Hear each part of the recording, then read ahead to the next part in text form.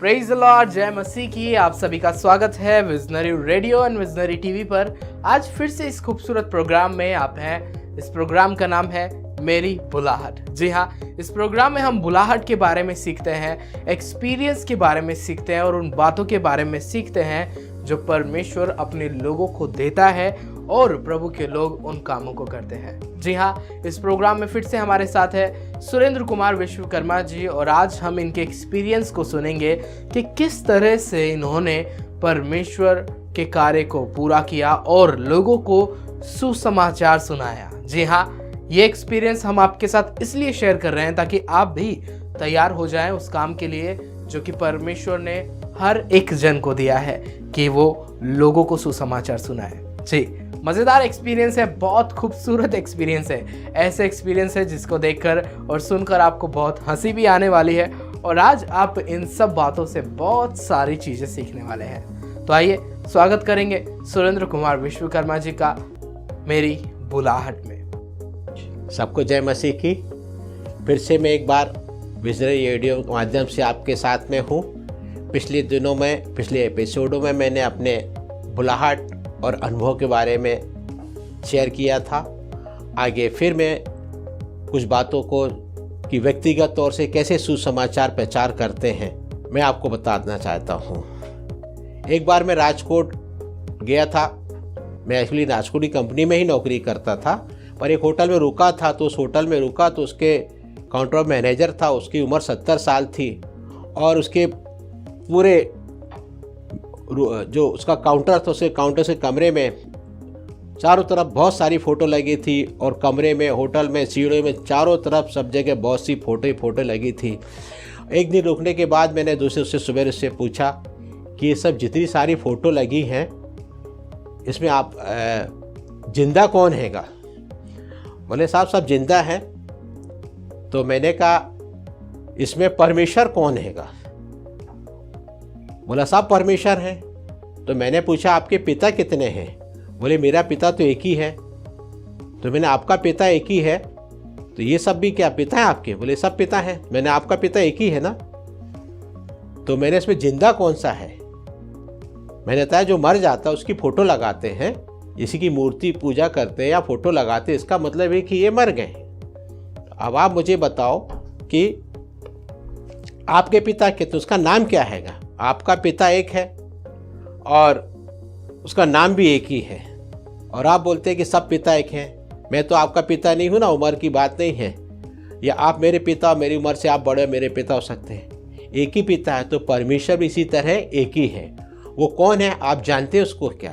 बोला नहीं मैं नहीं जानता। मैंने जो जिंदा है और जो परमेश्वर है, एक ही पिता है, एक ही परमेश्वर है और वो जिंदा है।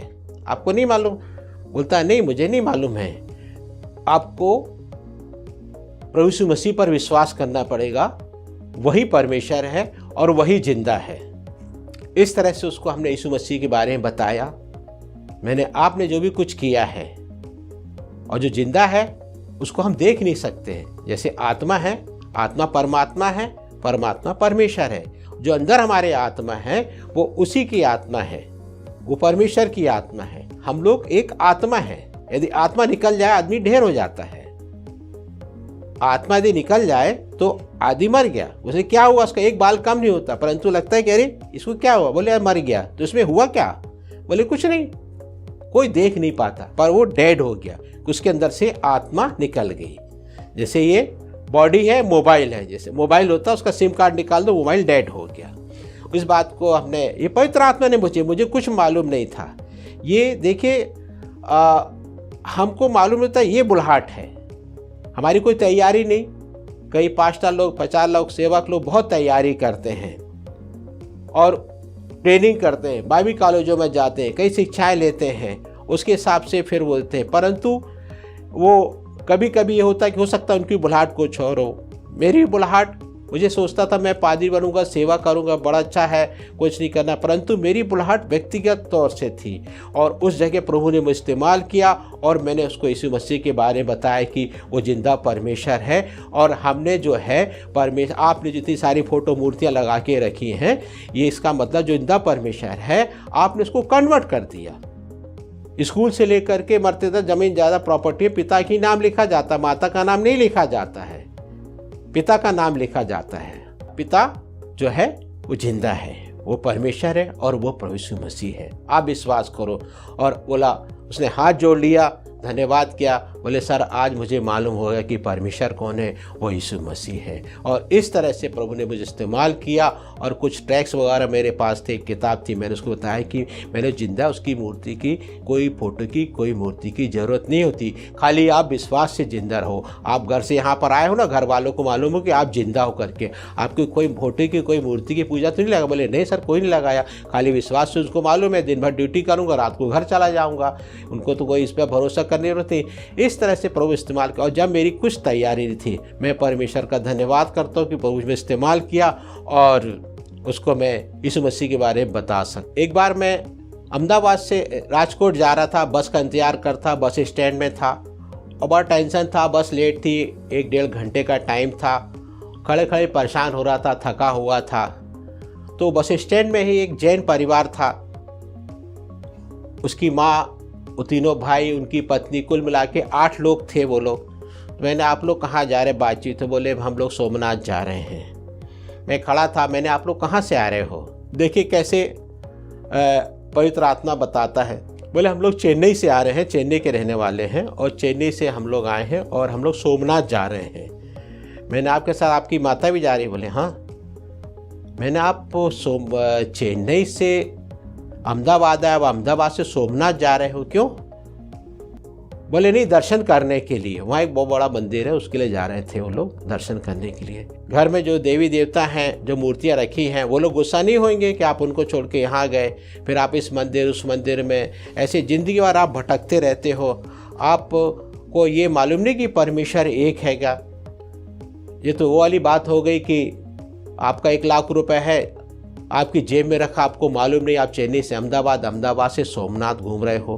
बोले सर कैसे नहीं मुझे मालूम, मैंने आपको मालूम नहीं, ऐसे उदाहरण दे के बता रहा हूँ मैं आपको। आप बिजनेसमैन हो? बोला बोले मैं बिजनेसमैन हूँ। तो मैंने आपको यही नहीं मालूम है कि आपका 1 लाख रुपए आपकी जेब में रखा है और आप चेन्नई से लेकर अहमदाबाद, अहमदाबाद से सोमनाथ, और ज़िंदगी भर आप भटकते रहो, इस मंदिर उधर इधर उधर, आपको यही नहीं मालूम। बोले सर मैं समझ नहीं पाया। मैंने देखो परमेश्वर एक है और परमेश्वर आत्मा है और वो परमात्मा है और वो हमारे अंदर में रहता है, आपको यही नहीं मालूम। और आपके साथ में ये आपके तीनों भाई, उनकी पत्नी, उनकी माँ, 8 लोग आप घूम रहे हो, क्यों ना आप एक परमेश्वर को मान लेते? आपको कहीं जाने की ज़रूरत नहीं, परमेश्वर तो आपके अंदर में हैगा। मैंने उनसे बोला आपके पिता जीवित है? बोले हाँ पिता जीवित हमारे। मैंने आप सोचो, उदाहरण के लिए यदि आप अपने पिता की मूर्ति बना के पूजा करो तो क्या होगा? वो बोले कि सर ये तो पाप हो जाएगा। तो मैंने आप ये सोचो, जो परमेश्वर जिंदा है, जिसको हम देख नहीं सकते हैं, और उसको आपने कन्वर्ट कर दिया, आपने परमेश्वर को, जिंदा परमेश्वर को कन्वर्ट कर दिया और आप भटक रहे हो। और इस तरह से हमने, आपको मालूम है परमेश्वर कौन है, और वो परमेश्वर जो है, और आपके जो कुछ गुनाह पाप हैं आप कौन लेगा? पहले तो आपको मालूम हो कि मंदिर कौन सा है जिसमें परमेश्वर रहता है। हम परमेश्वर का मंदिर है। परमेश्वर का आत्मा कहाँ रहता है? परमेश्वर को आत्मा तो बाद में बताता हूँ मैं आपको। आत्मा कहाँ रहता है? जिंदा मनुष्य के बीच में आत्मा रहता है, मूर्तियों में आत्मा नहीं रहता हैगा। एक हमारा एक अंधविश्वास है।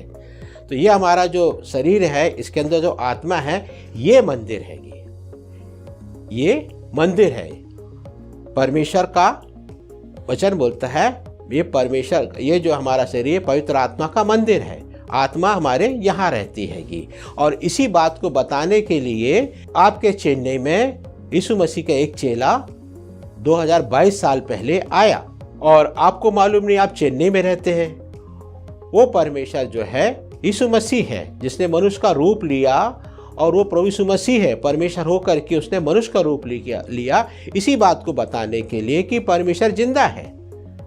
और आप चेन्नई में रहते, आपको मालूम नहीं। उनका पहला चेला थोमा जो है चेन्नई में इसी बात को बताने आया, और जिसने विश्वास किया और उसने उद्धार पाया।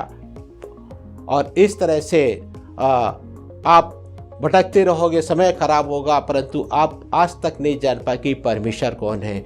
परमेश्वर जो है यीशु मसीह है। यीशु मसीह ईसाई नहीं था, ना कोई उसने ईसाई धर्म की स्थापना करी, ना कोई ईसाई धर्म का प्रचार किया।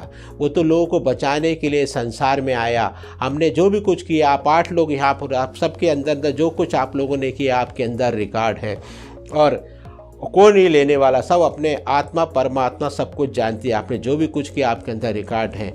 आप विश्वास करो कि यदि आप विश्वास करोगे तो निश्चय आप उद्धार पाओगे।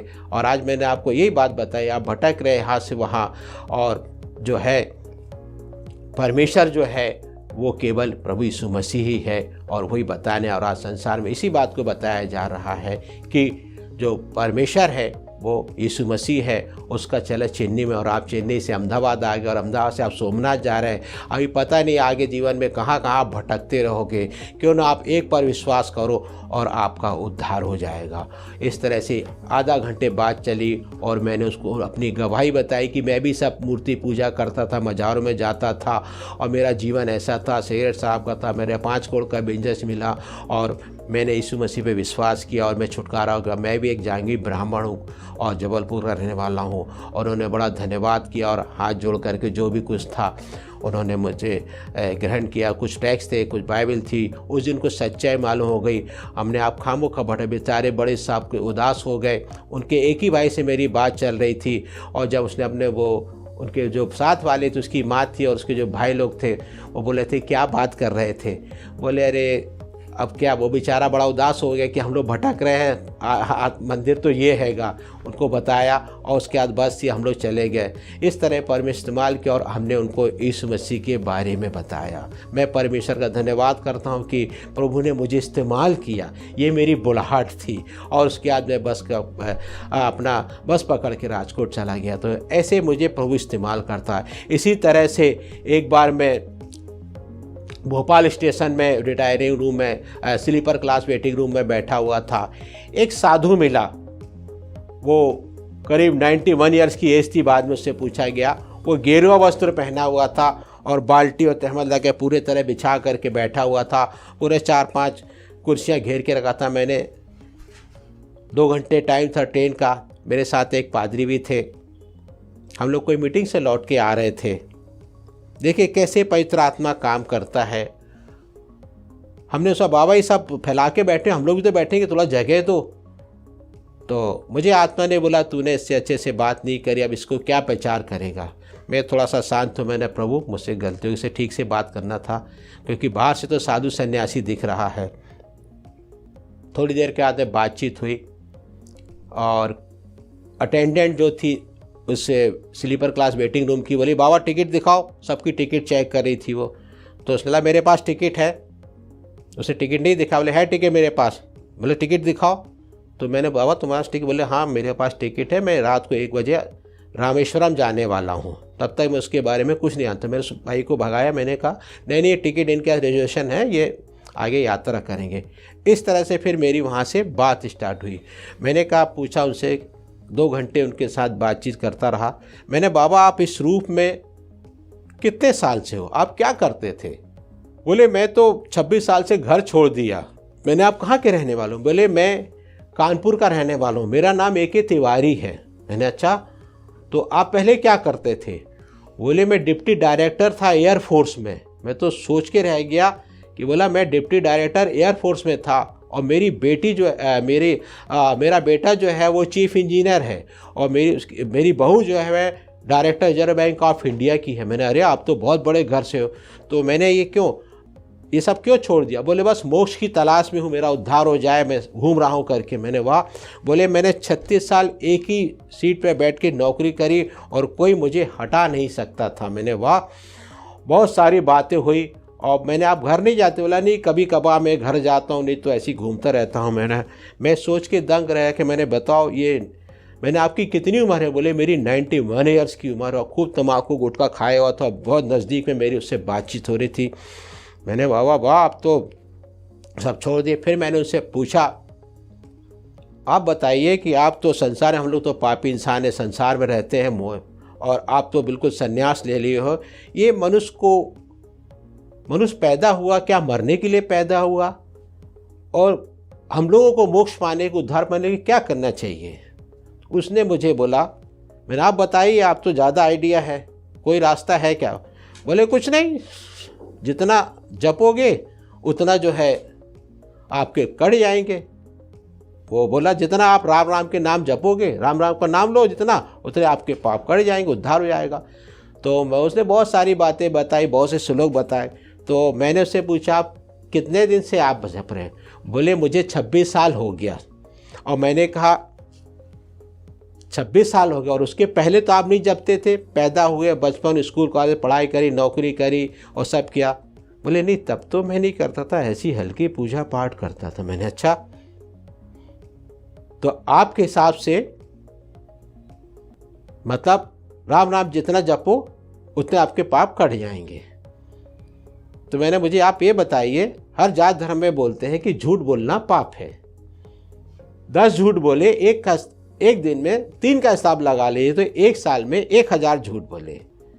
1 साल में 1000, दिन में 3, एक दिन में 3, 1 साल में 1000, अंदाजा बता रहा हूँ। तो आपकी उम्र 91 ईयर्स है, तो 91 ईयर्स में जितने भी आपने पाप किए हैं वो आपके हैं रिकॉर्ड में। आप बोलते हो आपके हिसाब से, और आपकी यदि मृत्यु हो जाए और आप लिखवाओगे स्वर्गवास हो गया, आपका नाम A.K. तिवारी है, स्वर्गीय A.K. तिवारी, आपके मरने के बाद में वसीयत में सब में लड़का लिखाएगा स्वर्गीय A.K. तिवारी। अब आप मुझे बताइए कि 91 की एज में आपने 26 साल तक राम नाम जपा, 26 साल के तो घट गए, और बाकी के जो बैलेंस बचे उसका क्या है, वो कोई जवाब नहीं दे पाया।